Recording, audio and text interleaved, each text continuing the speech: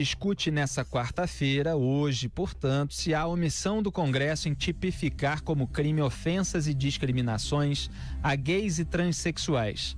Nas duas ações em julgamento, PPS, o Partido Popular Socialista, e a Associação Brasileira de Gays, Lésbicas e Transgêneros, a ABGLT, pedem a criminalização de todas as formas de ofensas individuais e coletivas, homicídios, agressões e discriminações motivadas pela orientação sexual e ou identidade de gênero real ou suposta da vítima. Caso os ministros entendam que sim, as partes pedem que as vítimas sejam indenizadas pelo Estado enquanto não for aprovada a criminalização. Em 2015, o Senado arquivou proposta apresentada em 2001 pelo PT na Câmara para criminalizar a chamada homofobia. Líderes religiosos temem ser punidos por pregarem que a homossexualidade é pecado. O movimento LGBT, por sua vez, quer que discriminações tenham as mesmas penas do crime de racismo. Segundo o Estadão, na noite de terça, Dias Toffoli antecipou à bancada evangélica que o julgamento sobre a homofobia será interrompido. A bancada evangélica saiu do encontro com o presidente do Supremo ontem, convencida de que algum ministro pedirá vista da ação sobre a criminalização da homofobia, retardando uma definição sobre o assunto, diz o jornal. Na tarde de hoje, Dias Toffoli anunciou que na sessão desta quarta apenas seriam feitas a leitura de relatórios e fala das partes em plenário. Os votos dos 11 ministros, que discutirão se há omissão do Congresso em legislar sobre a questão e se é devida indenização às vítimas de discriminação, começam amanhã. Por coerência, há muitos anos eu falo que legislar é função do Congresso Nacional. E essa história de que o Congresso Nacional tem um prazo para legislar sobre a homofobia é um exagero. Vamos combinar que há grupos de pressão para que o STF legisle e isso não pode acontecer. Tem os representantes eleitos. Quer dizer, grupo de pressão faz pressão. O que não dá é para o STF acabar aceitando isso porque acha que tem uma lei que precisa ser formulada e que os representantes eleitos pelo povo não estão fazendo isso. Então, aliás, acabou de sair logo antes de eu entrar aqui no estúdio, um trecho de um parecer da Advocacia Geral da União, divulgado pelo próprio presidente da República, Jair Bolsonaro, no Twitter. E ele vai nessa linha, que é a linha aqui que eu sempre defendi. Abro aspas. Não há na Constituição a obrigação de que o Poder Legislativo criminalize a homofobia. E dessa forma não é possível citar mora legislativa, quer dizer, demora para legislar, para justificar o uso da ferramenta do mandado de injunção, segundo André Mendonça. O advogado-geral da União também defendeu que todo e qualquer cidadão indiscriminadamente merece proteção na forma da lei. Dessa forma, defendeu que cabe exclusivamente ao Congresso Nacional decidir o tempo e a oportunidade de legislar sobre determinada matéria. Ele também lembra que a punição a atos discriminatórios em razão de gênero ou da orientação sexual já é possível mediante enquadramento da conduta em tipos penais já existentes, como homicídio, lesão corporal e os crimes contra a honra. Afrontar a esse princípio gera desequilíbrio institucional e constitucional. Assim, só para encerrar, a decisão de criminalizar a homofobia por via judicial é abertamente atentatória à competência do Poder Legislativo de legislar sobre o tema. Portanto, em respeito aos princípios da democracia, é que a AGU requer que a decisão sobre tipificação penal da homofobia... Espera aí que agora está cobrindo aqui o trecho final da leitura, mas enfim, seja feita, obviamente, pelos parlamentares no Congresso Nacional. É isso que eles estão defendendo. O Bolsonaro tuitou STF, a criminalização da homofobia, e a Advocacia Geral da União, e postou essa imagem com esse trecho que eu acabei de ler.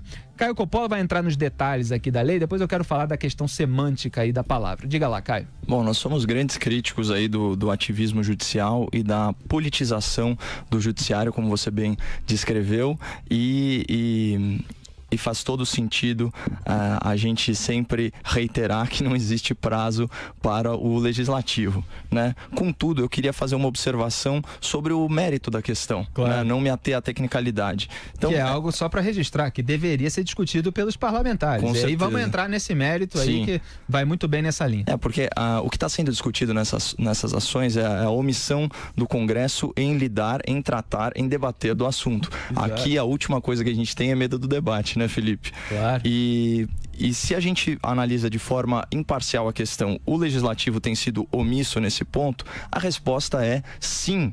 porque todas as formas mais comuns de preconceito e discriminação já são contempladas nos tipos penais.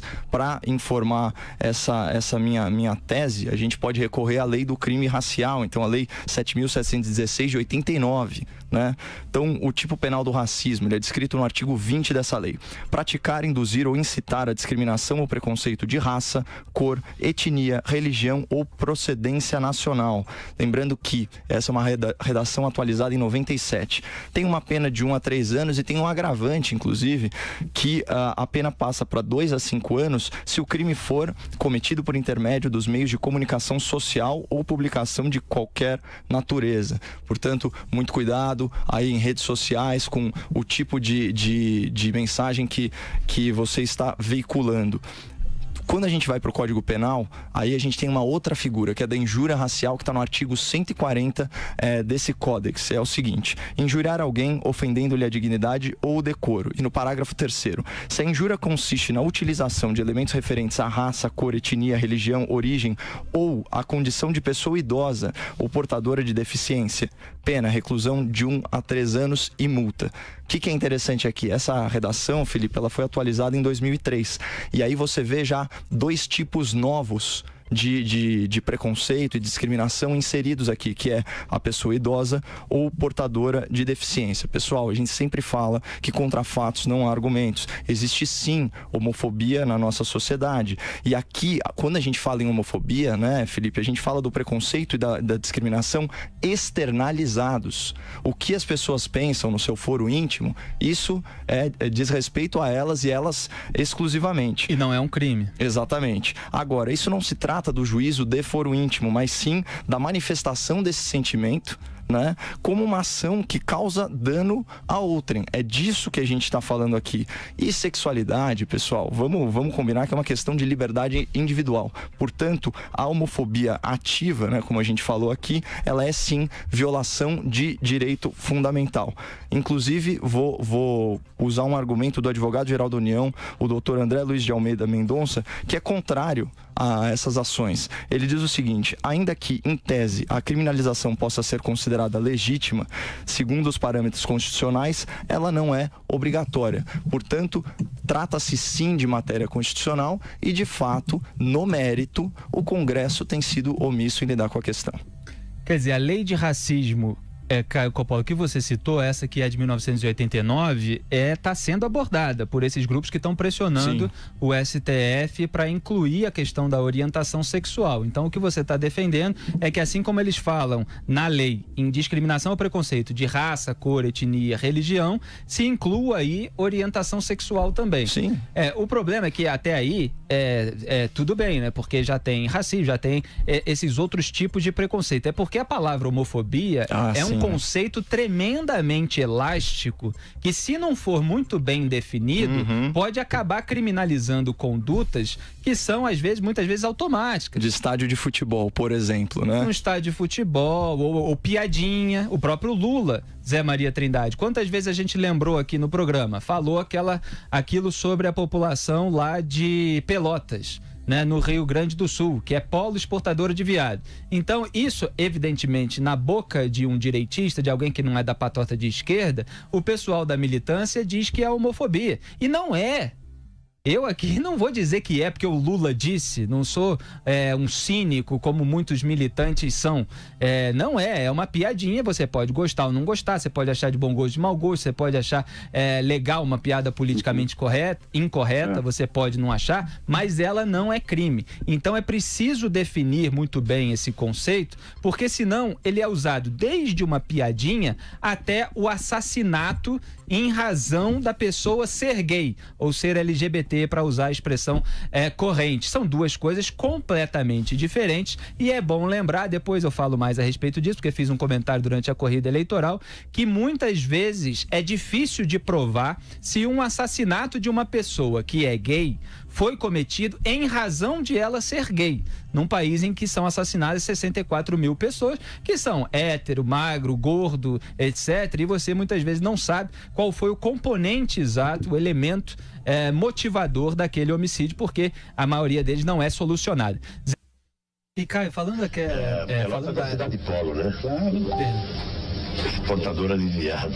320 mil habitantes.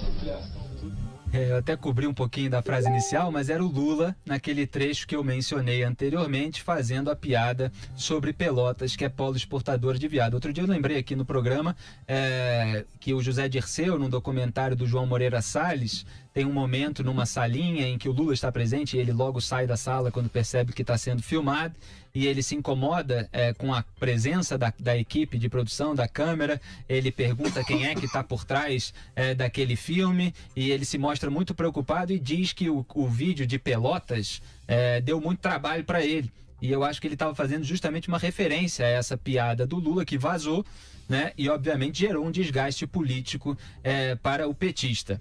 Mas eu queria até voltar com o Caio aqui essa questão da lei do racismo de 89, Caio, porque pelo menos na que está aberta aqui na minha frente, ela fala em impedir ou obstar o acesso de alguém devidamente habilitado a qualquer cargo da administração direta ou indireta, bem como das concessionárias e serviços públicos, reclusão de 2 a 5 anos. Quer dizer, são coisas que você não pode fazer por discriminação de raça, no caso. Quer dizer, você mandar embora alguém porque a pessoa tem determinada cor, você impedir que ela ascenda profissionalmente numa empresa em razão disso. Todos esses casos, se a gente for notar bem, são muito difíceis de ser provados, né? E é outra preocupação que o legislador tem de ter, e é daí a importância de haver um grande debate no Congresso Nacional sobre esses casos, porque assim como héteros podem ser demitidos, gays também podem ser demitidos. E aí você não pode também dar margem para que uma pessoa demitida em razão de uma suposta incompetência, porque, obviamente, há gays competentes, há gays incompetentes, há pessoas competentes para uma função, incompetentes para outras, etc. É assim com todo mundo, independentemente da orientação sexual. Então você tem que tomar cuidado para não dar margem que uma pessoa demitida vai dizer que foi demitida porque foi gay, sem que isso tenha acontecido de fato. Da mesma forma, existe um problema em relação aos dados de homicídio. Eu fiz um vídeo na época da corrida eleitoral, foi uma repercussão enorme, porque na sabatina com Jair Bolsonaro, no Jornal Nacional, foi citado um dado de que um gay é assassinado a cada 19 horas no Brasil por causa de homofobia. Eu mostrei que é impossível se chegar à conclusão desse dado. Então, a pressão por leis que criminalizem a homofobia faz muitas vezes com que sejam ventilados dados distorcidos ou mentirosos. Então, mostrei lá em detalhes, vocês podem encontrar esse vídeo, o nome JN deveria se corrigir sobre dado apresentado em sabatina de Bolsonaro. Não tem prova policial disso. Esse dado foi divulgado pelo Grupo Gay da Bahia enfim, eu faço toda uma análise numérica que não dá para repetir aqui, mas é sempre bom lembrar que só 6% dos homicídios no Brasil são solucionados. E eu já vi uma série de entrevistas com policiais sobre assassinatos de pessoas que são noticiadas como gays, em que eles dizem, olha, foi impossível de provar isso nesse caso, não chegamos a conclusão nenhuma sobre o motivo do assassinato ter sido esse, cara. Você sabe que você tocou num ponto muito sensível, né? A legislação antirracismo, ela peca sim pela falta de objetividade. Exatamente. Os artigos que você citou, eles ainda trazem condutas muito bem tipificadas. Então, impedir, obstar e por aí vai. Agora, o artigo que eu li há pouco, né, sobre que é o crime de racismo, aliás, até por isso é muito difícil de enquadrar qualquer conduta nele, ele fala em praticar, induzir ou incitar a discriminação. Né? Então, essa interpretação genérica é inclusive utilizada como mecanismo de lawfare, né? Então, do uso da ação judicial para finalidade política. E a gente tem um exemplo muito recente que foi aquele episódio das arrobas quilombolas do Jair Bolsonaro. Vamos pegar a frase, né, do agora presidente, então deputado federal. Ele diz o seguinte: eu fui num quilombo, o mais leve lá pesava 7 arrobas, não fazem nada. Isso foi interpretado por quem moveu a ação como uma apologia ao racismo. Né? Então você vê a margem, né, o tamanho do espectro que isso comporta. E para nossa surpresa, essa denúncia ela não foi rejeitada por unanimidade. Pelo contrário, foi na primeira turma do STF por 3-2, voto de desempate do ministro Alexandre de Moraes. O que ele diz aqui? E isso, então, seguiu-se o arquivamento da denúncia. Eles entenderam que as declarações eram, abre aspas, grosseiras e vulgares e desconectadas da realidade, mas não teria extrapolado um verdadeiro discurso de ódio, de incitação ao ao racismo ou à xenofobia. Então, você tem aqui essa situação que ilustra exatamente o que você falou. A dificuldade de você ter um tipo penal que é tão abrangente e que pode prejudicar. Aqui, no máximo, a gente está falando de uma piada de mau gosto, de gordofobia, por assim dizer, que obviamente não é crime, e isso ser veiculado, amplamente veiculado, como uma denúncia de racismo, que é uma coisa que pode ter, não só impacta a vida da pessoa, mas pode ter, inclusive, um impacto eleitoral. Eu queria fazer uma observação sobre a questão de agravar ou qualificar a pena, aliás, o crime, em função de ser um crime de ódio, que os americanos chamam de hate crime, né?